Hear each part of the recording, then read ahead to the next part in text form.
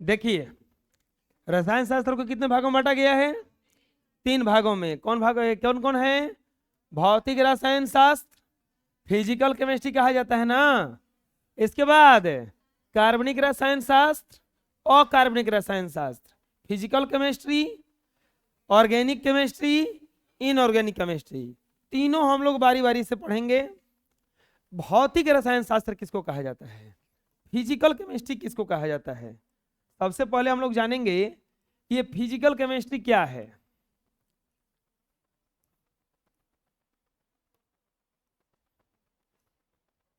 सबसे पहले हम लोग जानेंगे कि ये फिजिकल केमिस्ट्री क्या है। पहले जान लो, रसायन शास्त्र को कितने भागों में बांटा गया है? 3 भागों में। कितने भागों में? 3 भागों में। भौतिक, कार्बनिक और अकार्बनिक। देखो, भौतिक रसायन शास्त्र क्या है? रसायन शास्त्र की वह शाखा है जिसके अंतर्गत सभी रासायनिक पदार्थों के रासायनिक सिद्धांतों का अध्ययन किया जाता है।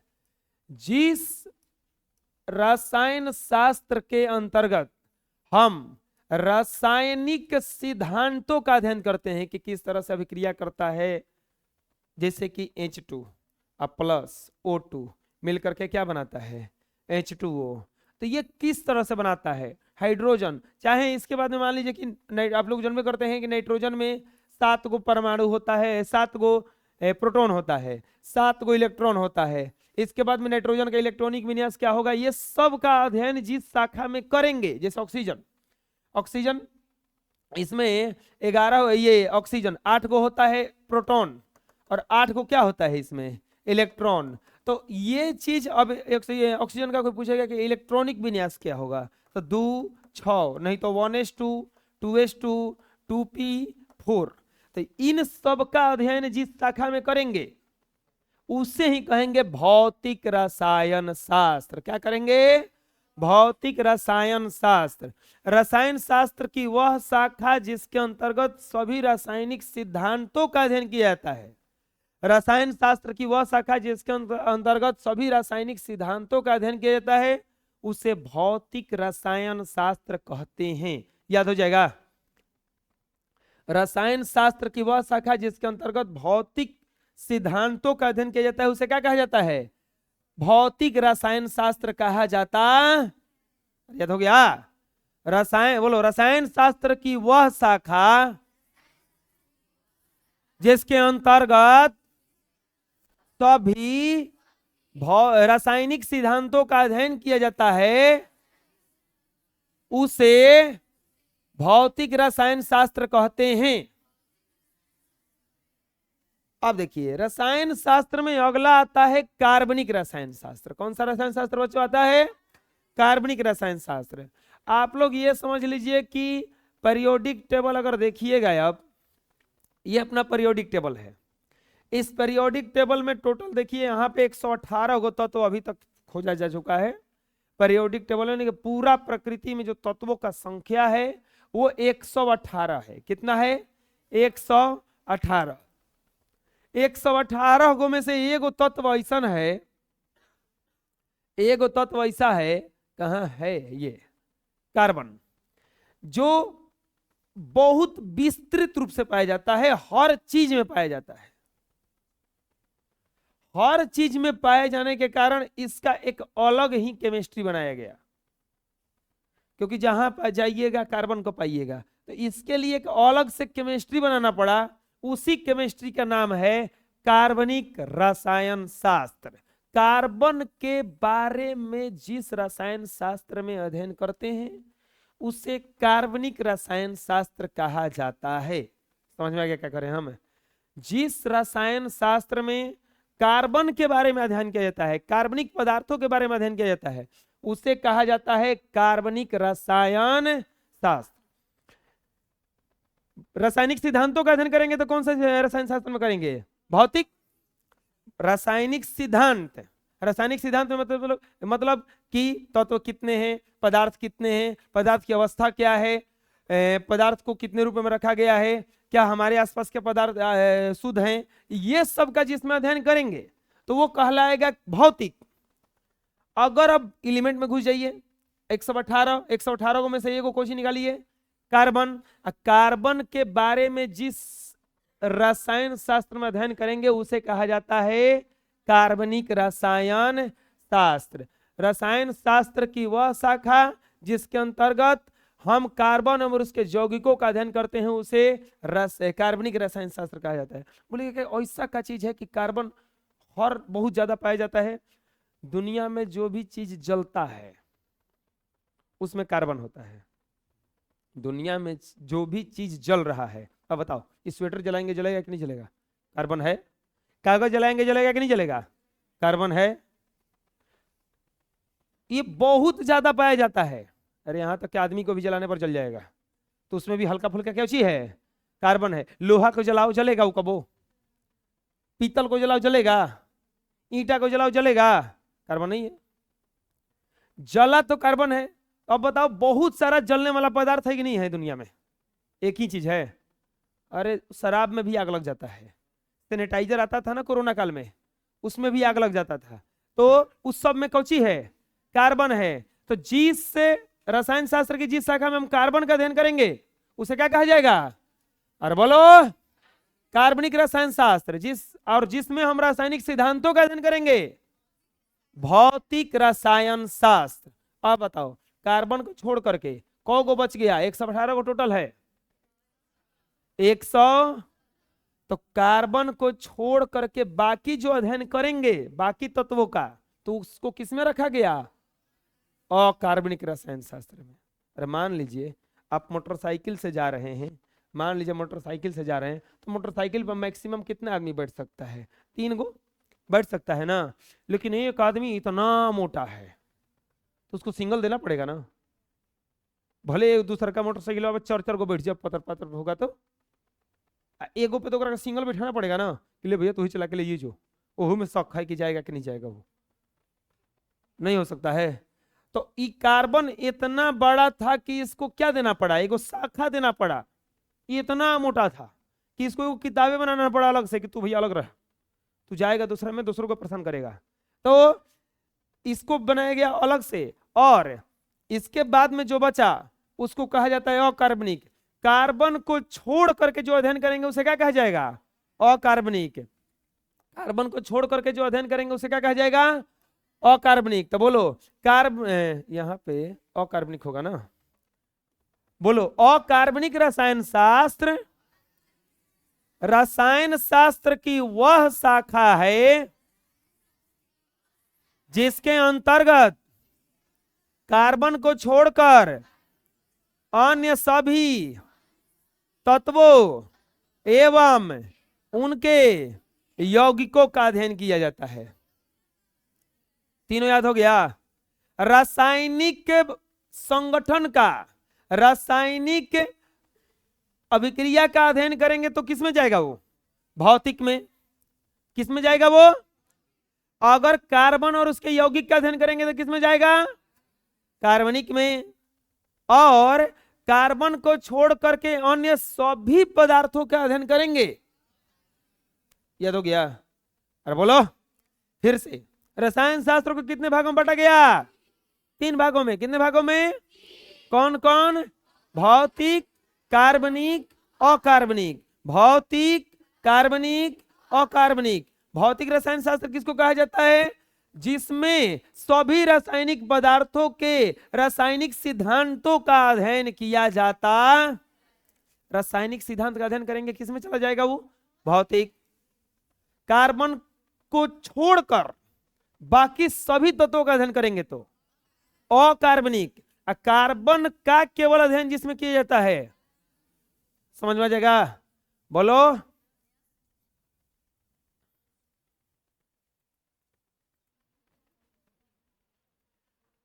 अब आता है 9th क्लास में पढ़े जाने वाले केमिस्ट्री के चैप्टर्स। सिलेबस सबको मिला होगा। सिलेबस में हर चीज का नाम था। सिलेबस में क्या क्या पढ़ना था? चलो पूछ लेते हैं, क्या क्या पढ़ना था सिलेबस में? चलो बताओ जी, सिलेबस में क्या क्या था?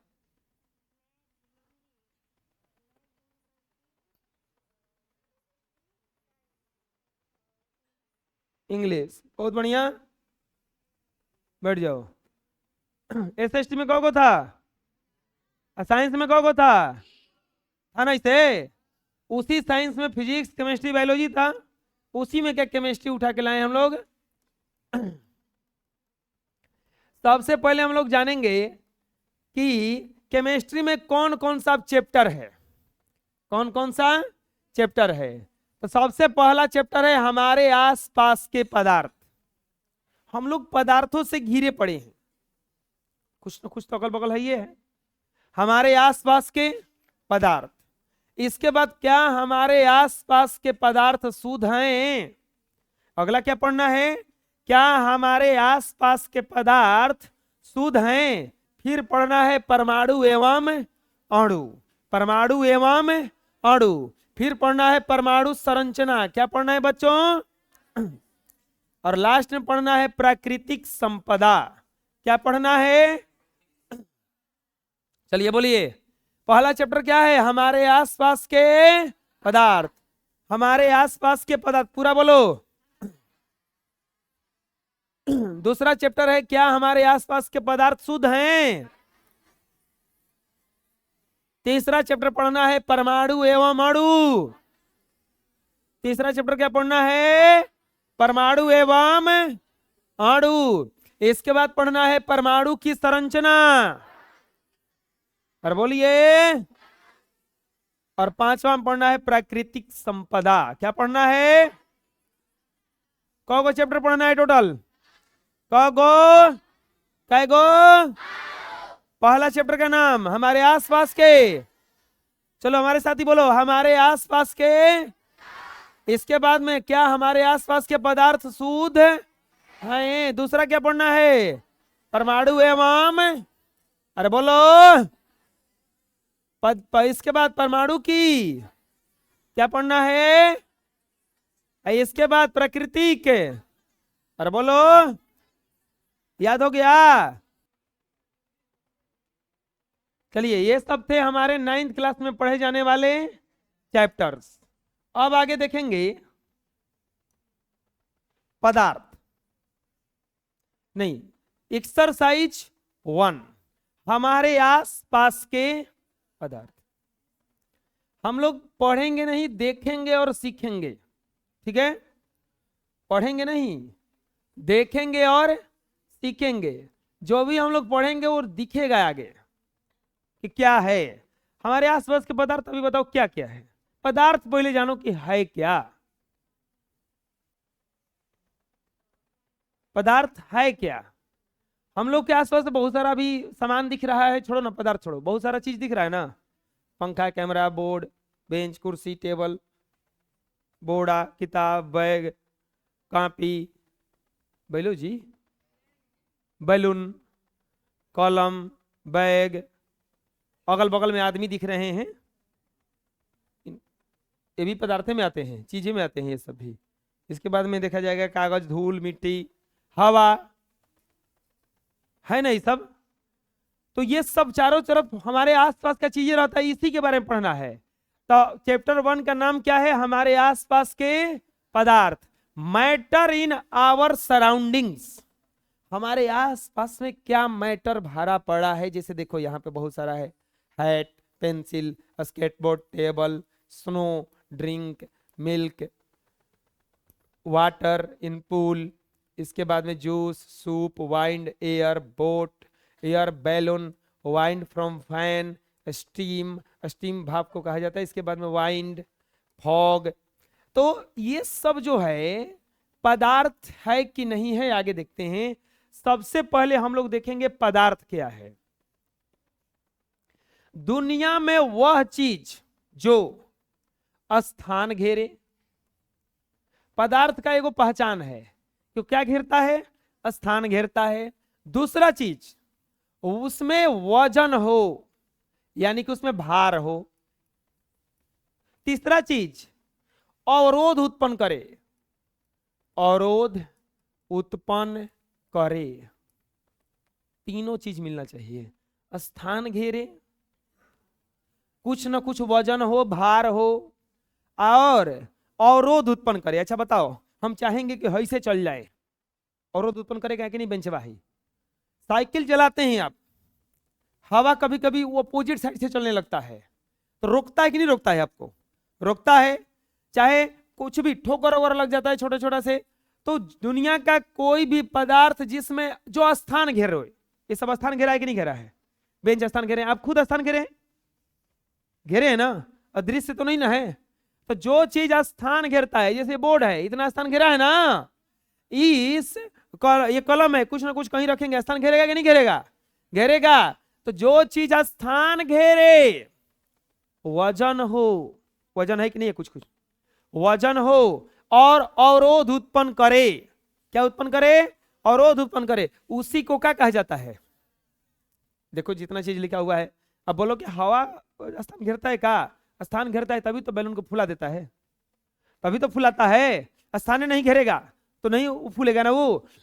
घंटी, चौक, कोक लिखा हो, coke, milk, pear, books, hot air balloon, pen, ये सब दुनिया में क्या है? ये सब पदार्थ है।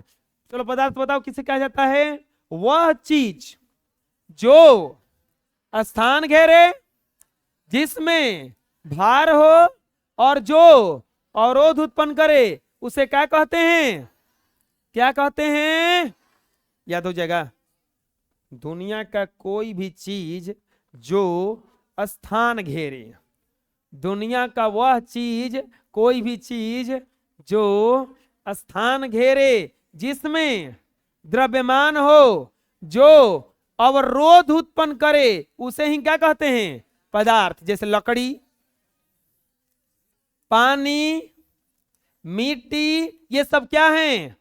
पदार्थ है। चलो बोलो, वह वस्तु जो स्थान छेदता हो, द्रव्यमान हो और जो अवरोध उत्पन्न करता हो, उसे क्या कहा जाता है? बोलो। जैसे लकड़ी, पानी, मिट्टी, हवा। याद हो गया?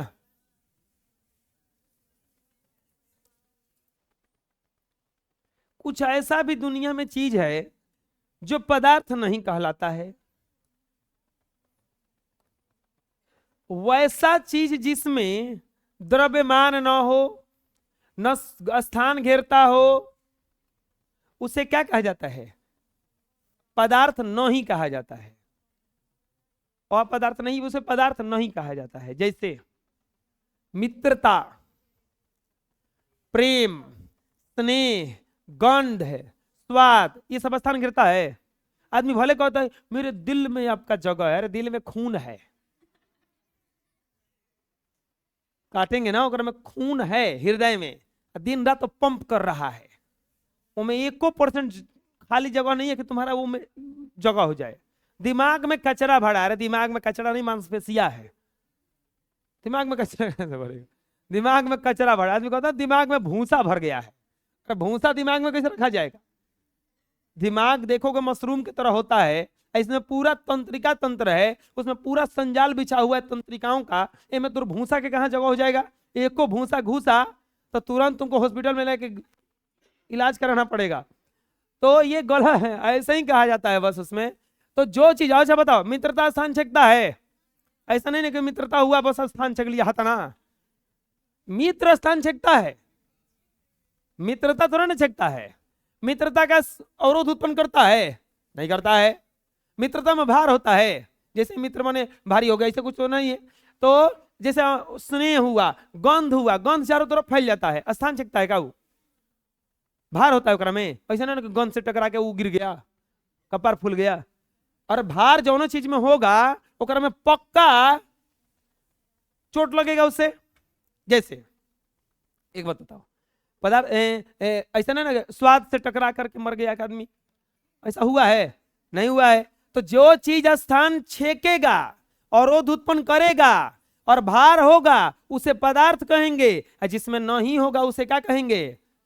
अपदार्थ कहेंगे, चाहे पदार्थ नहीं कहेंगे। जैसा रेनबो, इंद्रधनुष, एक इमेजिनेशन है। इसके बाद में रिफ्लेक्शन, मेमोरी, पनिया चमकता है, पनिया देखे होंगे कभी, वो महसूस होता है, बस आसान आसान नहीं छेका है। इसके बाद में लव, मेमोरी, आदमी कितनों भी याद करे, ये स्थान नहीं छेकता है दिमाग में। ऐसा नहीं कि दिमाग भर गया, मेमोरी में स्थान नहीं छेकता है। तो जो चीज स्थान छेकेगा घेरेगा उसे पदार्थ कहेंगे, जो नहीं छेकेगा नहीं घेरेगा उसे पदार्थ नहीं कहेंगे। जैसे मित्रता, प्रेम, स्नेह, गंध, स्वाद। बोलो वैसी चीजें जिसमें न तो द्रव्यमान होता है और न ही स्थान घेरती हो उसे पदार्थ नहीं कहते हैं। ऐ समझ में, पदार्थ किसे नहीं कहा जाता समझ में आ जाएगा। आगे आता है वस्तु। आगे क्या आता है? वस्तु। पदार्थ से बनी चीजों को वस्तु कहते हैं। पदार्थ से बनी चीजों को क्या कहा जाता है? दुनिया का कोई भी चीज जो स्थान घेरे, अवरोध उत्पन्न करे, भार हो, उसे क्या कहा जाता है? अब पदार्थ से जो चीज बनेगा उसे क्या कहा जाता है? पदार्थ से जो चीज बनेगा उसे क्या कहा जाता है? जैसे बेंच, कुर्सी लकड़ी से बनती है, तो ये सब क्या है? देखो तो ये सब वस्तु है ना। एक वस्तु खरीद के, पेन आप खरीद के लाते हैं, पदार्थ भी है और वस्तु भी है। पदार्थ से बना है, प्लास्टिक से बना होता है, इंक से बना होता है, टीवी खरीद के लाते हैं, शीशा से बना होता है, तार से बना होता है। तो सबको जोड़ करके क्या बना लिया गया? एगो वस्तु। पदार्थ किसे कहते हैं? देखो सब कुछ पदार्थ है, पदार्थ में ही कुछ चीजों को वस्तु भी कहा जाता है। क्या कहा जाता है? वस्तु। पदार्थ से जो बनता है उसे वस्तु कहा जाता, पदार्थ से जो बनता है उसे वस्तु कहा जाता। बुझा जाएगा क्या करें हम? पदार्थ किसे कहते हैं? वह वस्तु जो स्थान छेके, जिसमें भार हो, जो अवरोध उत्पन्न करे, उसे क्या कहा जाता है? पदार्थ। जो स्थान न छेके, जिसमें भार न हो, उसे पदार्थ नहीं कहा जाता है। और पदार्थ से बनी चीजों को क्या कहा जाता है? बेंच, कुर्सी, पंखा, टेबल, कुर्सी, बैग, कॉपी, कलम, ये सब क्या है? वस्तु है ना। है, वस्तु है, पदार्थ भी और वस्तु भी है। याद हो जाएगा? अरे बोलो। अब आता है पदार्थ के बाह्य गुण। बाह्य गुण को कहा जाता है भौतिक गुण, और पदार्थ के आंतरिक गुण जिसको कहा जाता है रासायनिक गुण। बाह्य गुण क्या है और आंतरिक गुण क्या है? बाह्य गुण, आंतरिक गुण। पानी ले लीजिए और उसमें नमक फेंट दीजिए, कलर तो चेंज नहीं होता है, सेम टू सेम दिखेगा। तो देखेगा कोई, अगर जनता नहीं है तो क्या कहेगा? कोई पूछेगा कि क्या है, तो क्या बोलेगा? पानी है। क्या बोलेगा? पानी है। लेकिन चखेगा तो क्या कहेगा? वो में नमक डाल दीजिए, नींबू डाल दीजिए, तब क्या कहेगा? वो शरबत है। अच्छा, नमक, नींबू, अब पानी ले जा करके और उसको बढ़िया से छान करके किसी को दीजिए, वो देख के बता पाएगा कि पानी है कि शरबत है? देख के बता पाएगा कि पानी है, शरबत बता पाएगा वो? अब देख के सब्जी में क्या नमक चीख लेते हैं, खाली देख के कि नमक बाकी ना। नमक चखने के लिए क्या करना होगा? उसको चखना होगा, व्यवहार करना होगा उससे। ना समझ में आ रहा है? व्यवहार करना होगा। आप देख करके बता सकते हैं, पूछो कि इसमें तीता है कि नहीं है? नहीं ना। क्या करना होगा? चखना होगा, व्यवहार करना होगा। आप कोई वस्तु रखा हुआ है, बहुत ठंडा है कि बहुत गर्म है, अब देख करके बता सकते हैं? नहीं बता सकते हैं। छूना पड़ेगा, उसको देखना पड़ेगा छू करके। यानी कि जो चीज, अच्छा एक बात बताओ, ये कलम कैसा है? काला है ना? ब्लैक है ना? ब्लैक है। अभी कैसा लिखेगा बता दोगे? नहीं बता पाओगे, लिख के देखना पड़ेगा। पहले कलम आता था ऐसा नहीं, अब तो आता है ना ये, अब तो ये आता है ना, ये ब्लैक दे देता है इसे साइन। पहले ये बिना कलर के आता था, ये पता नहीं चलता कितना इंक है उसमें, तो उसको लिखना पड़ता था ब्लू है कि ब्लैक है। अब क्या है? अब तो दिख जाता है ऐसे ही। लेकिन अब बताओ, देख करके बताता था आदमी कि कलम है, लेकिन कैसन है ये नहीं बताता था। तो सुनो, अब पदार्थों के बाह्य गुण किसको कहा जाता है? बाह्य गुण किसको कहता है? देख करके खाली बता दिया जाए, तो उसे ही कहा जाता है बाह्य गुण। पंखा है ना, कैसन कलर का है? भूरा कलर का है, ब्राउन कलर का है। अब बताओ चलेगा कि नहीं चलेगा, किससे पता चलेगा? खराब है कि बढ़िया है, बता सकते हैं यहाँ पे? खराब है कि बढ़िया है अब बता सकते हैं? नहीं बता सकते हैं ना, इसका व्यवहार करना पड़ेगा ना। तो देख करके जो गुण बताया जा सकता है उसे क्या कहा जाता है? बाह्य गुण। केवल बाहर से देख लीजिए उसे कहा जाता है बाह्य गुण। अब व्यवहार करने पर पता चला, व्यवहार करके जो पता चलता है उसे क्या कहा जाता है? याद हो गया? वैसे गुण जो बाहर से देख करके बताया जा सके उसे बाह्य गुण कहा जाता है, और जो व्यवहार करने से पता चले उसे आंतरिक गुण कहा जाता है। पदार्थों के वह गुण जो नग्न आंखों से या बाह्य ज्ञान केंद्रियों इंद्रियों से देखने, परखने, छूने से स्पष्ट हो जाए उसे क्या कहा जाता है? बाह्य गुण। क्या कहा जाता है? और परंतु वह गुण जो उसके व्यवहार करने से स्पष्ट होता है उसे आंतरिक गुण कहा जाता। याद हो गया? जैसा नमक पीस दीजिए या चीनी पीस दीजिए, देख के तो बता सकते हैं कि कोई उजला चीज रखा हुआ है, लेकिन नमक है कि चीनी है बता दीजिएगा? पानी रख दीजिए और उसमें जहर डाल दीजिए थोड़ा सा, अब बता दीजिएगा कि कोना पनिया में जहर है या कोना में नहीं है? ये बता सकते हैं कि पानी है। तो जो पानी है बताए वो कौन सा गुण होगा? बाह्य गुण। और जो अंदर से पी करके मर गया आदमी तो वो बताएगा, मर के फिर जिंदा होगा कि हाँ ये जहर वाला पानी था। मर करके जब जिंदा होके आएगा तो बताएगा कि जहर वाला पानी था। तो जहर वाला पानी था वो कौन सा गुण में चला जाएगा? आप किसी को देखते हैं जैसे ही तो ये बता सकते हैं कि गोरा है, काला है, लंबा है, नाटा है, तो ये कौन सा गुण में चला जाएगा? लेकिन दिमाग में कैसन है? खिसिया है कि बहुत अच्छा है, मूर्ख है कि तेज है, कुछ बात करेंगे तब पता चलेगा ना, बात करेंगे तब पता चलेगा ना। तो ये कौन सा गुण में होगा? हम किसी भी मनुष्य का बाह्य गुण देखते हैं कि आंतरिक गुण देखते हैं? बाह्य गुण देखते हैं। व्यवहार करेंगे तब पता चलेगा कि आंतरिक गुण इसमें कौची कौची। तो जो चीज नग्न आंखों से देख करके पता लग जाए उसे कौन सा गुण कहते हैं? अरे बोलो। और जो व्यवहार करने से पता चले उसे, तो बोलो पदार्थों के वह गुण जो नग्न आंखों से या बाह्य ज्ञान इंद्रियों से देखने, परखने या छूने से स्पष्ट हो जाए उसे बाह्य गुण कहा जाता है। परंतु वह गुण जो उसके व्यवहार करने से स्पष्ट होता है उसे आंतरिक गुण कहा जाता है।